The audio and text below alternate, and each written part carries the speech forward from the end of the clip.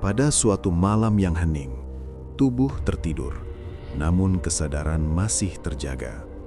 Seolah ada jarak tipis antara dunia nyata dan dunia yang tak terlihat. Ruang sunyi di mana pikiran melembut, tetapi jiwa tetap waspada. Di wilayah misterius itu, sebagian orang mengalami sesuatu yang unik, lucid dream. Keadaan ketika seseorang sadar bahwa ia sedang bermimpi dan perlahan mampu memengaruhi jalannya mimpi. Sejak masa kuno, para penjaga hikmah percaya mimpi bukan sekadar permainan imajinasi. Ia adalah pantulan batin, cermin halus yang menyingkap apa yang sering disembunyikan saat kita terjaga. Namun di era modern, mimpi sering dikecilkan menjadi aktivitas otak semata, acak, tak berarti, dan bisa diabaikan. Berbeda dengan tradisi para bijak, sufi dan kearifan Nusantara yang melihat mimpi sebagai pintu latihan kesadaran, tempat sukma diuji, diingatkan, bahkan dibimbing. Ada malam-malam tertentu ketika ego melemah, hati menjadi jernih, dan pikiran tidak lagi gaduh. Pada saat itulah, seseorang dapat sadar di dalam mimpi, bukan karena kesaktian, tetapi karena kesadaran menjadi lebih halus. Pertanyaannya, apakah lucid dream hanyalah fenomena psikologi, atau ia sebenarnya cara lembut bagi jiwa untuk belajar tentang realitas tanpa membuat kita tersesat? Dalam video ini, kita akan menelusuri bagaimana peradaban kuno memandang mimpi, makna kesadaran di dalam tidur, kesalahpahaman berbahaya tentang lucid dream, dan bagaimana pemahaman yang benar dapat menenangkan hati, bukan mempermainkan ego. Kita tidak mengajak pada ritual berlebihan, tidak pula mengikat diri pada satu label keyakinan. Arah kita tetap condong pada nilai ketauhidan, adab, keseimbangan, dan kebijaksanaan, tanpa menyebutkan afiliasi agama secara eksplisit. Karena kebenaran kadang tidak datang melalui suara yang keras, ia hadir pelan, seperti bisikan halus di antara mimpi dan kesadaran. Sebelum kita masuk lebih dalam, tulis di kolom komentar, dari kota mana kamu menonton dan sampai sejauh mana video ini bisa menembus wilayah kalian. Aku ingin melihat seberapa luas pemburu pengetahuan batin berkumpul di sini. Sejak awal peradaban, manusia selalu bertanya, mengapa kita bermimpi? Siapa yang berbicara di dalam mimpi? Dan mengapa sebagian mimpi terasa lebih nyata daripada kenyataan itu sendiri? Di Mesir kuno, mimpi dianggap sebagai pesan dari alam gaib. Para raja memiliki rumah mimpi, tempat orang suci tidur berharap menerima petunjuk. Di wilayah Yunani, para filsuf melihat mimpi sebagai jembatan antara pikiran sadar dan sesuatu yang lebih tinggi, sesuatu yang melampaui logika biasa. Di wilayah timur, khususnya dalam tradisi para bijak dan para sufi, mimpi adalah sekolah yang tersembunyi. Bukan sekedar hiburan malam, melainkan ruang pendidikan bagi sukma. Di sanalah seseorang belajar mengenali dirinya, kelemahannya, dan keangkuhan yang masih tersembunyi. Namun, ada satu hal yang menarik.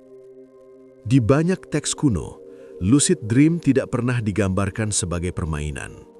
Ia lebih sering disebut sebagai amanah, sebuah kemampuan yang hadir ketika hati sedang ditata, bukan ketika seseorang memaksanya. Karena saat manusia terlalu ingin berkuasa atas mimpinya, yang muncul bukan kebijaksanaan, melainkan ego yang menyamar. Dalam catatan kearifan Nusantara, mimpi dianggap sebagai jalan halus. Jalan yang bisa mengajarkan, bisa menguatkan, tetapi juga bisa menipu bila digunakan tanpa adab. Itulah sebabnya, sebagian pengetahuan tentang mimpi disembunyikan, bukan karena elit spiritual ingin terlihat istimewa, tetapi karena tidak semua orang siap menerima kebenaran tentang dirinya sendiri. Lalu zaman berubah. Ilmu modern datang membawa analisis otak, gelombang tidur, dan terminologi ilmiah. Penjelasan tentang mimpi disederhanakan menjadi aktivitas neuron, memori, dan kimia otak. Benar, ada kebenaran di sana. Namun ketika semua dimaknai secara materi, satu sisi lain menjadi hilang. Makna batin, pesan moral, dan latihan kesadaran. Di titik inilah kesalahpahaman lahir. Sebagian orang mengejar lucid dream hanya untuk bersenang-senang, terbang, mengendalikan dunia, membuat dunia sesuka hati. Padahal, para bijak selalu memperingatkan, jika kesadaran naik tetapi adab turun, itu bukan pencerahan, itu hanyalah mimpi yang sombong. Dalam pandangan tauhid, tanpa harus menempel pada label agama apapun, mimpi tetap berada di bawah kuasa Tuhan. Manusia boleh belajar, menafsirkan, mengambil hikmah, tetapi tidak menuhankan pengalaman mimpi itu sendiri. Karena mimpi bisa benar, bisa salah, bisa datang dari diri, bisa datang dari lintasan pikiran, dan terkadang hanya ujian untuk melihat kemana hati condong. Di bagian ini, kita melihat satu pola besar. Peradaban kuno menghormati mimpi, para bijak menggunakannya untuk mendidik jiwa, dan ilmu modern berusaha memahaminya secara rasional. Jika semua ini digabung, tanpa fanatik pada satu sisi, kita menemukan sesuatu yang lebih utuh. Lucid dream sebagai latihan kesadaran, bukan permainan ego. Sebelum kita melangkah lebih jauh, tarik napas perlahan dan hembuskan dengan tenang. Tidak perlu terburu-buru. Biarkan suara ini menjadi panduan lembut, bukan untuk menguasaimu, tetapi untuk menuntun pikiran agar lebih jernih. Selama kamu mendengarkan, izinkan dirimu tenang, duduk nyaman, dan tetap hadir sepenuhnya. Semakin tenang, semakin jelas apa yang akan kita bahas. Sekarang mari kita masuk ke jantung pembahasan. Apa sebenarnya yang terjadi saat lucid dream? Ketika tubuh tertidur, kesadaran biasanya ikut padam. Namun pada kondisi tertentu, lapisan tertentu dari kesadaran tidak sepenuhnya tertutup. Disinilah terjadi keadaan unik. Tubuh istirahat, tetapi pikiran yang dalam tetap menyala.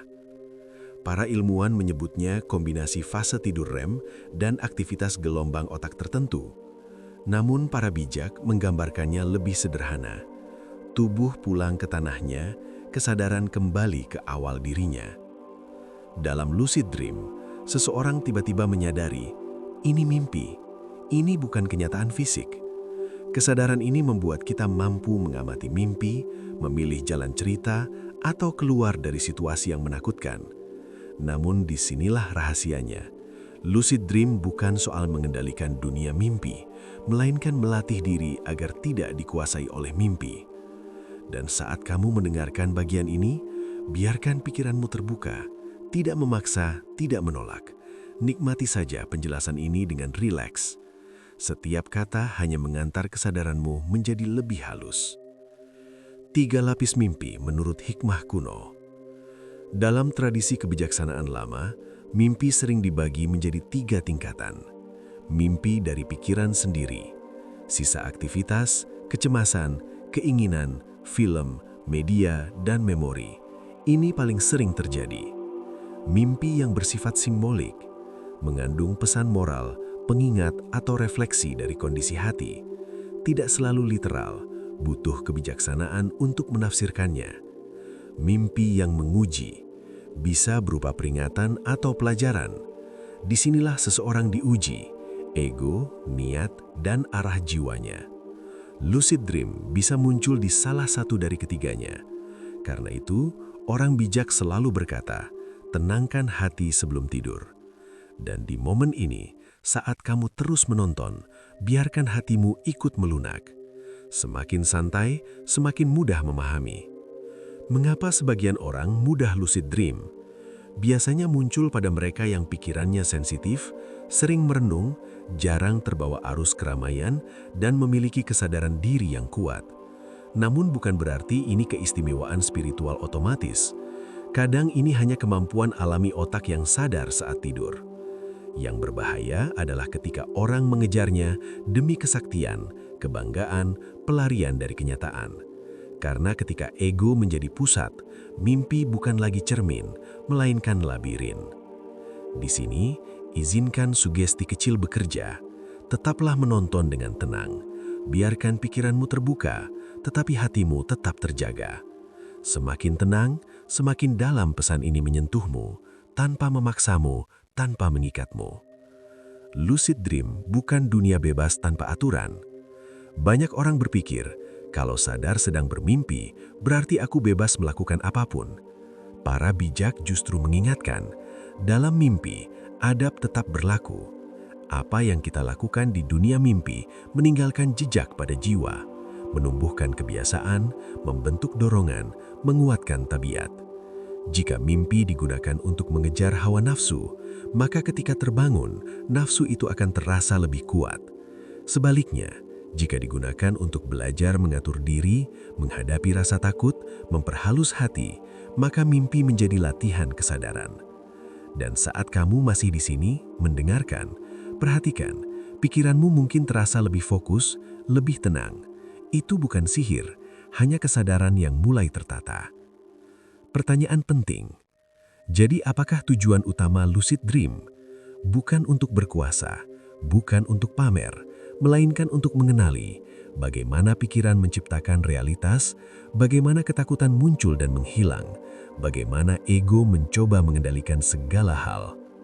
Ketika kita menyadari proses ini di dalam mimpi, perlahan kita belajar menerapkannya di dunia nyata, tidak reaktif, lebih sadar, lebih tenang menghadapi hidup. Dan perjalanan ini baru separuh jalan.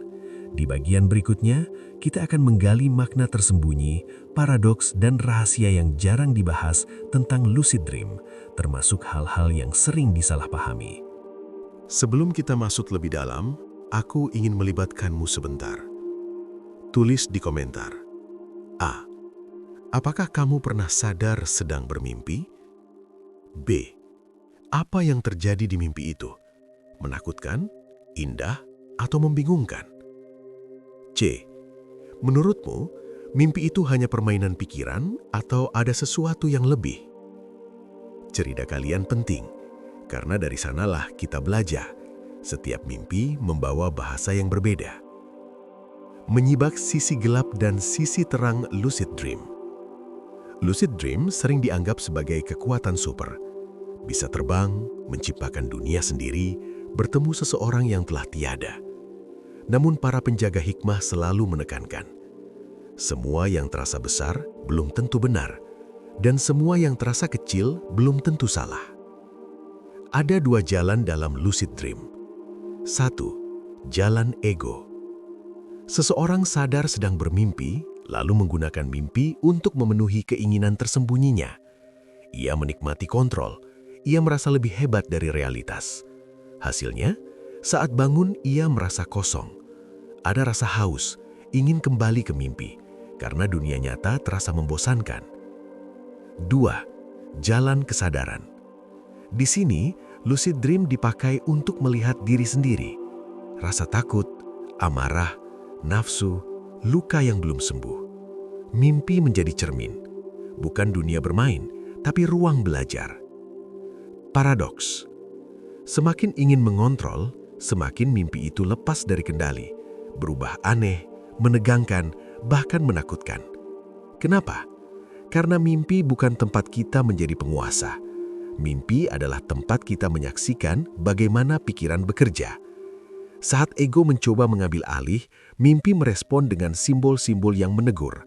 Dikejar sesuatu, terjatuh, tersesat, tidak bisa berbicara.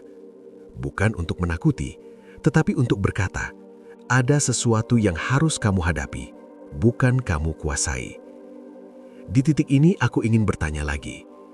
Pernahkah kamu merasa mimpi tiba-tiba berubah gelap saat mencoba mengendalikannya? Kalau iya, tulis di komentar, kita bahas bersama. Benarkah lucid dream bisa bertemu makhluk lain? Ini topik yang sensitif dan sering disalahpahami. Sebagian orang mengklaim bertemu sosok misterius, guru, atau entitas gaib dalam mimpi. Sebagian lagi merasa seolah ada sesuatu yang mengawasi. Kebijaksanaan tauhid memberi batas yang jelas. 1. Jangan cepat percaya. 2. Jangan menuhankan pengalaman. 3. Jangan menjadikan mimpi sebagai pusat keyakinan. Kadang-kadang itu hanya simbol pikiran. Kadang-kadang itu cerminan trauma. Kadang-kadang itu ilusi dari memori. Dan bila pun ada sesuatu yang di luar nalar, sikap terbaik tetap rendah hati dan berhati-hati. Karena di dunia mimpi, yang paling sering menipu bukan makhluk lain, melainkan keinginan kita sendiri. Fakta yang jarang diungkap. Para ilmuwan menemukan orang yang sering lucid dream tidak selalu lebih bahagia. Sebagian dari mereka sulit tidur nyenyak, merasa tidak sepenuhnya istirahat, sering mengaburkan batas antara mimpi dan realitas. Disinilah pentingnya keseimbangan. Lucid dream bukan tujuan, kesadaranlah yang menjadi tujuan. Mimpi hanyalah salah satu jalan untuk mengenal bagaimana pikiran membangun realitas, sama seperti saat kita terjaga. Apa yang kamu takutkan dalam mimpi seringkali adalah apa yang kamu hindari di kehidupan nyata. Apa yang kamu kejar dalam mimpi seringkali adalah sesuatu yang kamu rasa kurang dalam dirimu. Dan saat kita menyadarinya, pelan-pelan kita belajar, mengakui kelemahan, memperbaiki niat, menata hati. Mengapa sebagian rahasia disembunyikan? Dalam teks-teks kuno, guru tidak langsung mengajarkan teknik lucid dream. Mereka lebih dulu mengajarkan adab, kesederhanaan, kejujuran pada diri, ketenangan hati. Karena jika seseorang memasuki dunia mimpi tanpa menata hatinya, ia hanya akan memperbesar bayangannya sendiri. Seperti memegang cermin retak, semakin dilihat, semakin melukai. Maka pengetahuan ini tidak disembunyikan karena pelit. Ia dijaga agar tidak merusak. Sebelum kita lanjut ke bagian berikutnya, aku ingin tahu, apakah pembahasan ini membuatmu lebih penasaran atau malah sedikit takut? Apa pelajaran terbesar yang pernah kamu dapat dari mimpi? Tulis di komentar, aku ingin membaca sebanyak mungkin. Di bagian selanjutnya, kita akan masuk ke wilayah yang lebih praktis, yaitu bagaimana membawa hikmah lucid dream ke kehidupan sehari-hari, bagaimana tetap aman, dan bagaimana menjadikannya sarana menenangkan jiwa, bukan tempat pelarian. Lucid dream bukan sekedar pengetahuan. Ia menjadi bermakna ketika diterapkan dengan adab, ketenangan, dan kesadaran. Banyak orang bertanya, kalau begitu apa gunanya untuk hidup sehari-hari? Jawabannya, bukan untuk berkuasa di dalam mimpi, melainkan untuk belajar mengenali diri, lalu membawa pelajaran itu ke dunia nyata. 1. Menata hati sebelum tidur. Apa yang kita bawa ke dalam tidur sering menjadi bahan mimpi. Sebelum tidur, lakukan hal sederhana. Lepaskan beban hari ini. Maafkan diri sendiri dan orang lain. Niatkan untuk istirahat, bukan untuk mencari pengalaman. Kalimat dalam hati yang lembut sudah cukup. Aku ingin tidur dengan hati yang tenang. Jika ada pelajaran, jadikan ia kebaikan. Jika tidak, cukupkan dengan istirahat. Nada ini harus rendah hati, tidak menantang, tidak memaksa. 2. Tenang saat sadar sedang bermimpi. Jika suatu malam kamu menyadari bahwa kamu sedang bermimpi, jangan langsung ingin mengendalikan segalanya. Langkah terbaik, berhenti sejenak. Rasakan panah, udara, atau suasana di sekeliling. Katakan dalam hati, aku sadar, tapi aku tetap tenang. Ini menstabilkan kesadaran. Mimpi menjadi lebih jernih, bukan liar, bukan menakutkan. Di saat yang sama, tubuh tetap istirahat, pikiran tetap lembut. 3. Gunakan mimpi sebagai latihan menghadapi rasa takut. Jika ada sesuatu yang menakutkan dalam mimpi, sosok mengejar, situasi gelap, atau tempat yang membuat cemas, cobalah menghadapi, bukan melarikan diri. Bukan dengan keberanian yang arogan, tetapi dengan ketenangan. Aku melihatmu, aku tidak lari, aku belajar. Seringkali ketakutan itu berubah, menjadi simbol, menjadi pesan, menjadi sesuatu yang bisa dipahami. Pelajaran yang dibawa ke dunia nyata, tidak panik terlalu cepat, berani menatap masalah, tidak diperbudak rasa takut. 4. Jangan jadikan mimpi sebagai pelarian. Ini penting. Jika seseorang terus-menerus mencari lucid dream untuk lari dari kenyataan, masalah tidak selesai, tanggung jawab diabaikan, hidup menjadi kosong. Kesadaran yang sehat tidak lari. Ia belajar, lalu kembali menjalani hidup dengan lebih tenang. Kalau suatu waktu mimpi terasa terlalu intens, terlalu sering, atau membuat lelah, istirahatlah dari segala teknik. Fokus pada kehidupan nyata, istirahat, olahraga, dan menenangkan hati. 5. Catat seperlunya. Boleh menulis mimpi setelah bangun, tapi tidak semua perlu ditafsirkan. Tidak semua harus dicari maknanya. Tidak semua mimpi berasal dari pesan tinggi. Catat hanya yang terasa dalam, membawa kesan moral, atau meninggalkan ketenangan. Sisanya, biarkan berlalu seperti awan. 6. Pegang satu prinsip utama. Apapun yang terjadi dalam mimpi, jangan sombong, jangan cepat percaya, jangan merasa lebih tinggi dari orang lain. Segala pengalaman, betapapun indahnya, tetap berada di bawah kuasa Tuhan. Kita hanya belajar, mengambil hikmah, dan menjaga hati tetap sederhana. Karena bila mimpi membuat seseorang semakin rendah hati, itu tanda ia sedang diarahkan kepada kebaikan. Jika mimpi membuat seseorang merasa hebat, spesial, dan di atas orang lain, itu tanda ego sedang bermain. Lucid dream pada akhirnya mengajarkan satu hal. Realitas yang paling penting bukanlah yang ada di dalam mimpi, melainkan bagaimana kita hidup ketika terbangun. Ada saat-saat dalam hidup ketika mimpi terasa lebih jujur daripada kenyataan.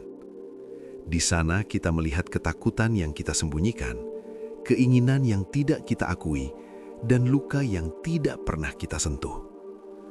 Lucid dream bukan jalan pintas untuk menjadi super. Ia hanyalah cermin yang memantulkan siapa diri kita sebenarnya. Sepanjang perjalanan video ini, kita telah melihat bagaimana peradaban kuno menghormati mimpi, bagaimana para bijak menempatkannya sebagai latihan kesadaran, bagaimana ego bisa menyelinap dan menjadikannya permainan, dan bagaimana kita bisa mengambil hikmah tanpa tersesat. Pada akhirnya, pesan terbesar sangat sederhana. Kesadaran lebih penting daripada pengalaman. Karena apapun yang kita lihat di dalam mimpi, yang akan dinilai adalah bagaimana kita hidup setelah bangun. Apakah kita menjadi lebih tenang, lebih rendah hati, lebih jujur pada diri, lebih dekat pada nilai kebijaksanaan, atau justru semakin haus akan sensasi? Lucid dream hanyalah jembatan, dan jembatan tidak dibangun untuk ditinggali. Ia dibangun untuk dilalui. Maka sebelum tidur malam ini, mungkin ada baiknya hati berkata pelan. Jika ada pelajaran, bimbinglah. Jika tidak, cukupkan aku dengan tidur yang membawa ketenangan. Dan ketika suatu hari kamu sadar sedang bermimpi, ingatlah, bukan dunia yang perlu kamu kuasai, tetapi dirimu sendiri. Sekarang aku ingin mendengar dari kalian. Apa hal paling berkesan yang kamu dapat dari video ini? Apakah kamu merasa lebih memahami mimpi, atau justru muncul pertanyaan baru? Tulis di komentar, aku membaca satu persatu.